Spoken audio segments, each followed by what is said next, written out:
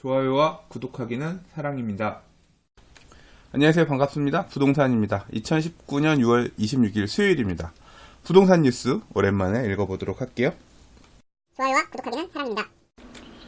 자, 첫 번째 뉴스입니다. 국토부에서 신도시 포럼 이런 걸 했나봐요. 그래서 3기 신도시 어떻게 공급할 거냐 이와 관련된 논의들이 많이 있었나 본데요. 그 뉴스 중에서 여러 뉴스들 중에서 눈길 가는 거 두 개만 볼게요. 하나는 3기 신도시의 분양주택을 전량 가점제로 공급하겠다라는 내용입니다. 이게 물론 물량이 많지 않기는 하지만 3기 신도시 이런 공공택지에도 보면 중대형 평형 같은 경우는 그러니까 민간 택지의 중대형 평형 같은 경우는 추첨제 물량들이 있었죠. 그래서 지금 특히 요새 북일해 같은 경우도 보면 추첨제 물량들 굉장히 높은 경쟁률들 나오고 하죠. 추첨제가 있다 보니까. 그다음에 하남 가밀지구 같은 경우도 거기 이제 전용 85제곱미터 초과 공급하는 물량들 같은 경우에 하남 가밀 포엘시티 같은 경우도 골프장 전망, 산전망 이렇게 나오는 그런 쪽의 중대형 평들 청약 경쟁률이 굉장히 높았던 걸로 기억합니다. 근데 지금 일단 이 3기 신도시는 서울이 아니죠. 대부분이 아니구나. 서울 공급 물량이 없으니까 이제 서울 주변에 있는 그린벨트 풀어서 공급하게 될 텐데, 이들 지역의 추첨제 물량이 아니라 전체 가점제로 공급하겠다라고 했기 때문에 어차피 지금 투기과열지구에서 국민주택 규모 이하는 다 100% 가점제 가고 있기 때문에, 이 국민주택 규모 이하는 상관이 없는데 국민주택 규모 초과까지도 이렇게 가점제로 공급되겠다. 근데 이 가점제라고 하는 게 결국 무주택 기간 길어야 되고 부양 가족 수 많아야 되고 이제 청약 통장 가입 기간 길어야 되고 이런 걸로 이제 점수가 나오는 건데, 결국 가점이 높지 않으면 오랫동안 무주택이었던 사람이 아니면 결국 3기 신도시 공급 분양도 되게 쉽지 않을 거다. 이제 그런 중대형 평형 노린다고 하더라도 어려울 거예요. 이제 그런 얘기라고 할 수 있겠습니다. 자, 기사에서도 이제 이런 부분들 왜 이렇게 가는지에 대해서 내용이 나와 있는데 볼게요. 3기 신도시 계획 물량 30만 가구 중 분양주택 18만 가구. 그럼 12만 가구는 분양주택이 아니라 임대주택이라는 얘기인 거겠죠. 임대 등등의. 근데 18만 가구가 전량 가점제로 공급될 거고, 왜 이렇게 하느냐 이유는 무주택자에게 우선 기회를 주고 유주택자의 투자 수단으로 변질될 위험을 막겠다는 게 기본 의도고, 그리고 인근에 있는 지역에 있는 수요자들, 이제 유주택자 수요자들이 이 3기 신도시로 갈아타기 하는 형태, 이런 것들을 차단해서 주변 집값의 하락을 막겠다라는 의도도 깔려 있다. 이게 이렇게 이런다고 해서 주변 집값의 하락을 막는데 영향을 끼칠지는 솔직히 잘 모르겠어요. 잘 모르겠는데, 아무튼, 이 3기 신도시보다 좀 더 비교 여유에 있는 지역의 소유자들이, 이 3기 신도시를 분양받고 기존 주택을 팔고 이렇게 갈아타는 수요가 되면 3기 신도시에는 오면서 2기 신도시는 물량이 늘어나니까 아예 그런 수요를 차단하겠다 이런 건데, 조금 그 의도대로 적정하기는 좀 아무튼 그렇습니다. 개인적으로는. 자, 기사를 다 읽고 보니까 끝부분에 좀 황당한 얘기가 있네요. 자, 국토부 관계자는 3기 신도시는 무주택 서민을 타겟으로 하기 때문에 중소형 평형 위주로 공급되고, 따라서 100% 가점제를 적용하겠다는 뜻이라며 전용 85제곱미터 이상 중대형이 공급될 경우에 추첨제를 쓸 수 있다고 설명했다라고 합니다. 그러니까 제가 처음에 말씀드린 부분이 제가 오해한 거예요. 국민주택 규모 초과도 가점제 100%를 하겠다 그 뜻이 아니라, 국민주택 규모 초과하는 면적 자체의 공급을 거의 하지 않아서 실질적으로 전용 85제곱미터 이하의 중소형들로만 채울 계획이다라는 게 방향인 것 같습니다. 기사 내용을 정리하자면 이거네요. 30만 호 정도가 공급이 될 건데, 그 중에서 18만 세대 정도가 분양 물량이 될 거고, 그 18만 분양 물량은 대부분이다 국민주택 규모 이하 20, 30평형대 중심으로 공급될 거기 때문에 대부분 가점제가 적용되게끔, 그래서 이제 주택 갖고 있는 유주택자들은 받기 힘든 그런 물량으로 두겠다. 이런 내용 정도로 보면 될 것 같습니다.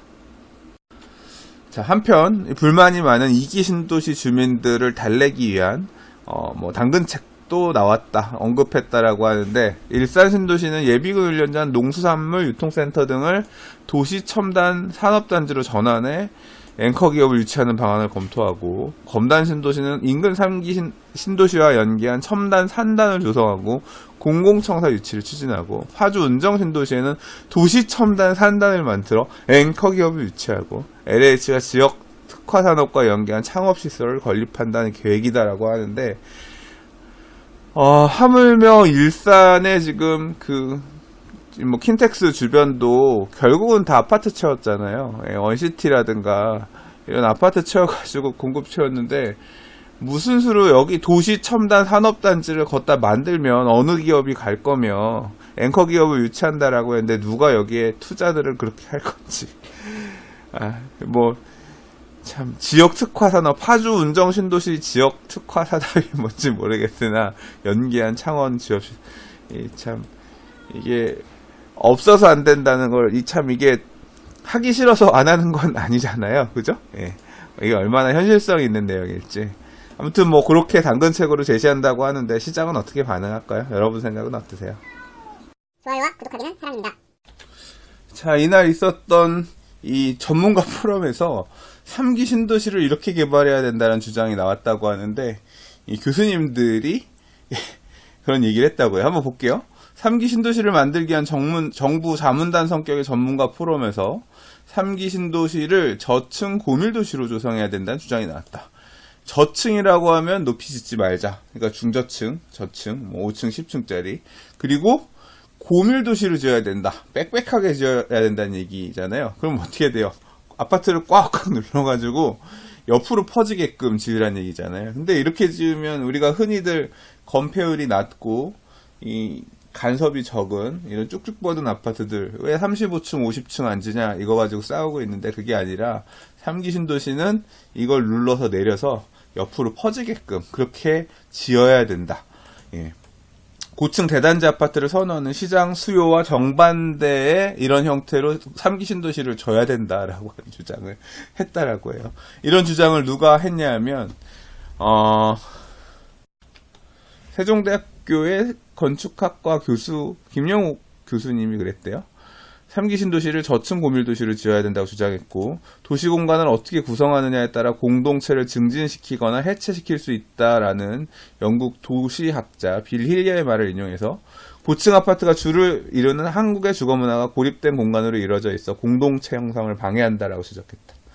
공동체 형성을 방해하고 있기 때문에 고층에 살수록 자살률이 높고, 외부와의 사회적 관계가 낮아지며 고립감, 외로움 등에 시달리거나 가정 불화가 있는 등 사회적 벽리 현상이 나타나는 것이 여러 연구 결과를 통해 입증됐기 때문에, 자, 그래서 유럽에서는 저층 고밀 주거로 이미 1960, 70년대 이후부터 전환을 했고, 유럽에서 1970년대 폐기한 방식을 우리나라는 아직 유지하고 있기 때문에, 그래서 우리도 유럽을 쫓아가야 된다 이런 거죠. 공동체 회복을 위한 도시개발 방향으로 중소규모의 다양한 블록을 계획할 것을 제안했고, 이 골목이나 상권이 살아나기 힘든 지금 큰 길들 중심으로 돼 있기 때문에 건물과 길이 접할 수 있게 커뮤니티 시설로 연결될 수 있도록 소통 가능한 구조를 만들고, 토지와 건물의 용도를 복합해야 된다는 것도 대안을 제시했다. 이거 서울에서도 지금 공공건축한다고 하고 있는 그런 내용들이 다 맞물려가지고 얘기가 되고 있는 것 같습니다. 자, 좀 전에 고양이 소리 죄송해요. 예. 자, 근데 이게 이분의 주장만 그런 게 아니라 박인석 명지대 건축학부 교수도 국민의 61%가 담장에 둘러싸인 아파트에 거주해 폐쇄적 생활을 하고 있고, 1, 2기 신도시도 그런 방향이 개발됐는데 3기 신도시는 아파트 담장을 허물고 시민의 생활 공간이 공공영역과 직접적으로 접속한 생활 구조를 만들어야 된다. 재해성 아주대 건축학과 명예교수도 저층 고밀도시가 성공하기 위해서 주차 문제를 해결해야 되고, 공공이 대규모 주차장을 공급하고 운영해야 된다.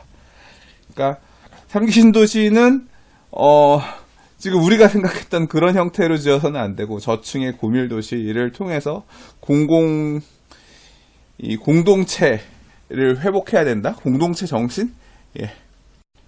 공동체 회복을 위한 도시개발 방향으로 가야 된다 이런 얘기인 건데 3기 신도시를 만약에 이런 계획대로 간다라고 하면 자 일단 뭐 이 세미나에서는 이 의견들에 대해서 이렇다 할 반대 의견이 제시되지 않고 지금 보면 다 찬성하는 듯한 그런 뉘앙스로 교수님들이 얘기하셨다라고 하는데 시장에서는 과연 이런 주택들 결국 지금 이런 데들이 있지 않나요? 저층 고밀 이게 다세주택 가득한 이런 동네가 지금 다 이 저층 고밀 도시 아니에요? 거기가 지금 공동체가 있나요? 예. 거기 다 50m 걸어가면 1층에 근린 상가들이 있고 그런 데가 이 저층 고밀 도시 아닌가요? 거기는 공동체가 만들어지고 있어요? 저는 사실 지금 그런 이게 지금 3기 신도시의 공급 자체가 장기적으로 양질의 주택 공급을 하기 위한 목적으로 계획되고 있는 건데 과연 교수님들이 얘기하고 있는 이런 이런 주택의 공급 자체가 시장의 수요를 분산해 줄 만한 인기가 있는 그런 주택일지는 좀 생각해 봐야겠죠. 그러기 되게 쉽지 않을 것 같다라는 뉘앙스에서 저도 얘기를 하고 있는 거죠. 자, 3기 신도시라는 배가 어디로 가게 될지, 이 3기 신도시를 만들기 위한 정부 자문단 성격의 전문가 포럼에서 건축의 싱크탱크를 담당해 주신 분들이 이런 주장을 하고 있는 걸 보니까, 이 3기 신도시가 아까 좀 전에 읽었던 기사에서는 무주택자들을 대상으로 한 가점제 공급 이런 거 얘기하지만 정작 3기 신도시를 기다렸던 무주택자들은 오히려 스킵하고 다른 대안을 택하는 그런 모델이 나오는 상황도 올 수 있겠다. 그런 생각까지 드네요. 좋아요와 구독하기는 사랑입니다. 자, 이 분양 보증 관련해서 분양가 규제 관련해서 참 많은 사업장들이 되게 머리가 아픕니다. 이 도시환경정비사업, 도시정비형 재개발 사업 같은 경우는 사업 시행자가 이렇게 조합인 경우도 있지만 조합이 아니라 회사가 땅을 사서 1인의 사업 시행자가 이제 토지등 소유자 방식으로 이 도시환경 정비 사업을 하는 경우들이 있습니다. 그러니까 그 재개발 구역 안에 있는 주택들, 건물들 이런 것들을 매입을 하는 거죠. 근데 이 매입을 싸게 하면 좋겠지만 비싸게 살려는 사람, 비싸게 팔겠다는 사람들도 있고 그래서 이게 참 토지 매입이 쉽지 않아요. 그러다 보니까 이 도시정비형 재개발 사업 같은 경우는 규모가 굉장히 크게 만들어지는 경우들이 많지 않고요. 좀 소규모로 되는 경향들이 없잖아 있습니다. 특히 이 도심, 세운 재정비 촉진지구라고 하는 을지로 이 라인의 이 동네들 같은 경우는 굉장히 오래전부터 굉장히 낙후되어 있던 지역이기 때문에 이런 형태의 도시 정비형 재개발 사업, 옛날 이런 도시환경 정비 사업들을 하던 곳들이 있었거든요. 근데 이제 이 사업들이 어느 정도 마무리가 돼서 이제 지금 실질적으로는 거의 첫 분양에 가까운 이 힐스테이트 세운, 이 세운 3-1, 3-4, 3-5가 이제 1000세대 정도의 중소형 아파트를 짓는 이런 사업인데 이 분양을 굉장히 앞두고 있는 상황이었어요. 근데 6월 초에 기습적으로 허그가 앞으로 우리 분양 보증은 이런 형태만 하겠다. 고분양가 관리 지역에서는 이렇게 하겠다. 이제 그런 안을 내세우면서 지금 이 하반기에 분양을 준비하고 있던 많은 사업장들이 지금 이제 재개발, 재건축 쪽 얘기들을 이제까지 주로 했습니다만 이런 사업 시행자가, 민간 사업 시행자가 하는 사업에서도 지금 사례들이 나오기 있는데 일스테이트 세운 같은 경우 되게 좀 충격적이에요. 원래 지금 진짜 말 그대로 이제 분양을 하려고 얼마 전까지 준비를 다 마쳤는데 이 허그에서 내세우고 있는 분양가 자체가 시행사 입장에서도 좀 받아들이기 힘든 분양가인 모양이에요. 자, 사업자는 평당 3,200만원 받게 해달라 했는데 이 허그에서는 2,700만원 대를 요구했다라고 합니다. 한 500만원 정도 차이가 나는 거고 여기가 25평 아파트가 제일 큰 평수거든요. 계산해보면 25평 곱하기 500만원 하면 1억 2,500만원인 거죠. 예, 분양 수익이 대략 계산해 보면 1,000억 원 정도 줄어든다고 합니다. 그래서 사업 시행자 입장에서는 그 금액의 분양을 하게 되면 손해가 난다는 거죠. 일반 분양 개수가 많아요. 900 몇 개거든요. 예, 그러니까 1억 2,500 곱하기 하면 그 정도 되겠죠. 이 분양가 차이는 어디서 나왔느냐? 허그는 일단 충무로 사거에 있는 과거에 충무로자이라는 이름으로 분양했던 걸로 제가 기억하고요. 지금 이름을 바꿔서 남산 센트럴자이가 됐는데 여기는 중대형 평형 아파트였던 걸로 기억합니다. 여기가 2009년 12월 달에 입주를 했는데 평당 2,200만 원에 지금 시세가 형성되어 있는데 얘를 기준으로 가격을 하다 보니까 2,700만 원 이상 못 주겠다 이런 상황인 거고 사업 시행자 입장에서는 그 가격이 하면 우리는 망합니다. 우리는 손해가 나는 금액이기 때문에 안 됩니다. 그래서 어쩔 수 없이 후분양을 고려하고 있다. 기사에서 보면 사업 시행자인 더 센터시티 주식회사는 허구가 조정에 나서지 않으면 극단적으로는 후분양을 전환하는 방안까지 검토하기 시작했다라고 합니다. 지금 이 허구가 분양 보증을 어떤 무기로 해가지고 분양가를 규제하는 이게 지역에 따라서 좀 차별화돼서 나타납니다. 예를 들자면 서초그랑자이 같은 경우는 요번에 밀어붙이기로 했죠. 밀어붙인 이유는 인근에 근래에 이 우성 1차 리더스원 레미안 리더스원이 분양해서 분양가를 만들어준 게 있기 때문에 그냥 해볼만하다 이렇게 판단이 드는 거고, 사실 동대문구 같은 경우도 30평대 아파트를 9억대에서 10억까지 이렇게 고가 분양을 해준 사례들이 있다 보니까 이런 사례들이 있는 지역들, 뭐 서대문구 같은 경우도 홍제 3구역이 8억 9천 이렇게 분양해준 사례가 있으니까 그 사례를 기준으로 해서 분양가를 잡으면 그런 데들은 후분양 안 하고 그냥 선분양으로 다 밀어낼 수 있는 거죠. 근데 지금 여기 힐스테이트 세운 사례처럼 비교할 만한 단지가 없는 곳 같은 경우는 굉장히 가격을 비교할 수 있는 이 근거 자체가 지은 지 10년 된 아파트, 어떻게 보면 지금 중대형 평형 아파트 같은 경우 이번 상승장에서도 굉장히 소외된 어떤 그런 아파트잖아요. 근데 그런 거 가격을 대놓고서 이렇게 낸다든가 하면서 이 후분양을 검토해야 되는, 강동구 같은 경우도 심각하죠.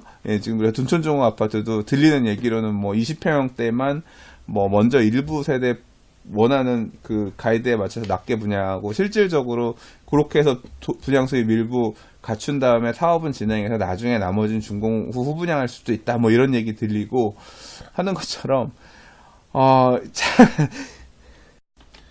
제가 생각할 때는 너무 막무가내고 합리적이지 않은 이런 규제가 아닌가 그런 생각만 자꾸 듭니다. 좋아요와 구독하기는 사랑입니다. 자, 신반포 궁전 아파트가 재건축 해제 위기라고 해요. 이 해제 위기의 이유는 일몰제에 따른 해제라고 합니다. 자, 기사 내용을 보면 증산 4구역 이슈는 뭐 이제까지 많이 말씀을 드렸습니다만 재건축 중에서 보면 어떻게 보면 처음일 수도 있는데, 자, 서초구는 지난 20일부터 다음 달 22일까지 신반포 궁전 아파트를 재건축 정비구역에서 해제하는 내용의 공람을 진행 중이다. 자, 이 해제의 원인은 뭐냐면 2012년 2월 1일 이후에 정비 계획을 수립한 이 정비 구역, 이 재건축도 포함됩니다. 여기는 2년 안에 추진이 승인, 그러니까 50% 이상의 동의를 받아서 추진이 승인 접수하지 않거나, 그다음 추진이 승인이 됐다라고 하면 그로부터 2년 안에 조합 설립을 위한 신청을 하지 않으면, 그러니까 4분의 3, 이제 재건축 같은 경우 동별 과반 2분의 1 이상 뭐 이제 그 요건을 갖춰가 조합 설립을 해야지 되는 거죠. 근데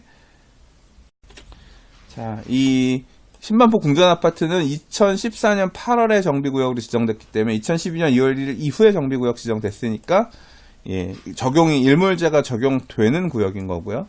2015년 5월 재건축 정비사업 추진위가 구성되었기 때문에 그러니까 2년 안에 됐죠. 그럼 2015년 5월 기준으로 해서 2년 안에 그럼 2017년 5월이겠네요. 그때 기준으로 조합 설립을 위한 이 신청을 해야 되는 거죠. 동의를 받아야 되는 거죠.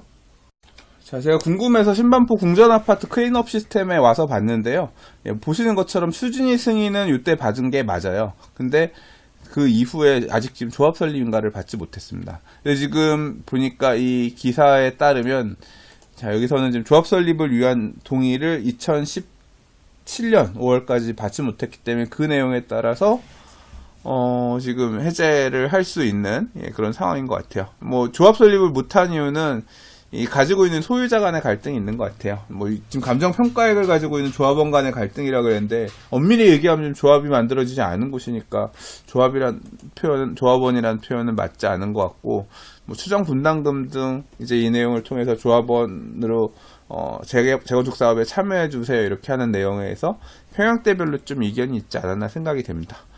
자, 뭐, 이 추진위에서는 조합원 100분의 30, 그러니까 30% 이상 동의를 얻어서 연장을 한다라고 하는데, 이게 될라나 모르겠어요. 왜냐하면 기사 내용대로라고 하면 2015년 5월이니까 2년 지난 시점이 2017년이었고 그때로부터 2년이 지금 또 지난 거거든요. 그죠? 아니다. 2015년에서 2017년, 그 다음 지금 19년이기 때문에 거의 4년이 지난 거기 때문에 2년 연장 기간까지도 이미 거의 다 지난 거라서 이게 받아들여질지는 잘 모르겠어요. 자, 일몰제에 따른 이 정비 구역의 해제 리스크뿐만 아니라 이제 앞으로는 이 30% 이상 또는 50% 이상 주민들, 소지등 소유자들이 요청에 의해서 해제를 할 수 있는 그 규정도 부활을 해서 참 이 재개발 사업, 재건축 사업에서의 해제 문제도 진짜 복병입니다. 그래도 이 재건축 아파트는 재개발보다는 나아요. 뭐 지금 이제 만약에 해제가 된다라고 하면 다시 이제 안전진단부터 가려고 하면 조금 강화된 기준 때문에 늦어질 가능성이 있겠죠. 그래도 뭐 안전진단 기준이라든가 이런 내용들은 그때그때 조금 다른 부분이 있습니다. 완화되기도 하고. 근데 이 재개발 같은 경우는 해제되면 신축 빌라들 안에 들어와 버리고, 이 재건축은 그렇다고 해서 일부동을 뽀개고 일부동만 새로 지으면서 이렇게 가는 경우는 없잖아요. 그러니까 재개발은 사실 일몰제에 따른 해제든 주민 요청에 따른 해제든 해제가 되고 나서 뭔가 신축들이 이루어지고 나면 참 사업 재추진하기가 어려운데, 재건축은 또 언젠가 가긴 가겠죠. 예, 그러나 아무튼 지금 일몰제에 따른 이런 해제 구역도 지금 이제 재건축 사업에서도 나올 수 있을 것 같은 상황이다. 기사에서 여러 언론에서 이 이슈를 가지고 언급했길래 한번 읽어봤습니다. 좋아요와 구독하기는 사랑입니다. 자, 올해 하반기에 굉장히 큰 이슈 중에, 정비사업의 이슈 중에 하나가 한남뉴타운 3구역의 시공사 선정입니다. 많은 건설회사들이 이 한남 3구역을 먹으려고 지금 엄청나게 지금 정성을 다 하고 쏘고 있죠. 자, 한남 3구역이 근데 이제 서울시에서 이 시공사 선정 관련해가지고 시공사 검증 기준을 강화하라, 뭐 이런 개별 지침을 보냈다라고 합니다. 공공지원 시공자 선정 절차를 공정하게 이행하라는 내용의 공문을 전달했다라고 하는데, 이 시공사 선정할 때 건설회사들이 이제 원래 이제 시공사 선정이라고 하는 게 사업 시행 인가를 받으면 사업 시행 인가 안에 이렇게 짓는다라는 내용이 있고, 이렇게 져주는데 돈을 얼마 우리는 주겠습니다. 얼마 주시면 이렇게 져드릴 수 있습니다. 이제 이런 식으로 보통 시공사 선정을 하라는 게 원래 공공관리 제도에 따른 시공사 선정 의도였는데, 요새는 건설회사들이 대안 설계로 우린 이렇게 져줄 수 있어요. 이렇게 져줄 수 있어요. 사업시행 인가 내용하고는 전혀 다른 대안 특화 모델들을 제시하고, 이제 그렇게 되면 이게 이렇게도 지을 수 있는데 조합은 왜 사업시행 인가를 그렇게 그지같이 내놨대. 이제 그렇게 되면서 건설회사들이 제안하는 이 변경안, 이제 이런 것들을 보고 혹해가지고 조합원들이 투표를 시공사 선정을 하죠. 그럼 이제 시공사 선정 이후에 다시 이제 변경된, 왜냐면 건설회사가 제안한 대안 모델로 다시 이제 사업 계획을 변경해야 되니까 그 과정에서 시간이 걸립니다. 그래서 일을 두 번 해요. 사업시행 인가를 조합이 한번 받고, 그 다음 건설회사 시공사 선정하고 나서 사업시행 계획 변경하고, 그 과정에서 시간도 많이 뺏기고, 돈도 더블로 들고, 저는 사실 별로 바람직하지 않은 것 같은데, 근데 그런 부분에 대한 제재를 하고자 하는 게 아니냐 싶어요. 자, 정비업계에서는 최근 한남 3구역에서 불고 있는 설계 변경 움직임을 사전 차단하려는 조치로 해석하고 있다. 그러니까 이 한남뉴타운 3구역이 뭐 이렇게 고급화하기엔 한계가 있지 않겠냐, 이런 식으로 좀 막 근래 언론에서도 많이 까였죠. 왜냐하면 건폐율이 예상보다 너무 높다, 층고가 낮다, 뭐 건폐율 43%짜리 아파트가 어떻게 뭐 그럴 수 있냐, 이제 그런 비판들이 제기가 됐고, 조합원들 입장에서도 뭔가 좀 더 멋지고 좋은 집을 당연히 갖고 싶으니까 그런 대안이 있다라고 하면 쫓아가고 싶은 마음은 인지상정이죠.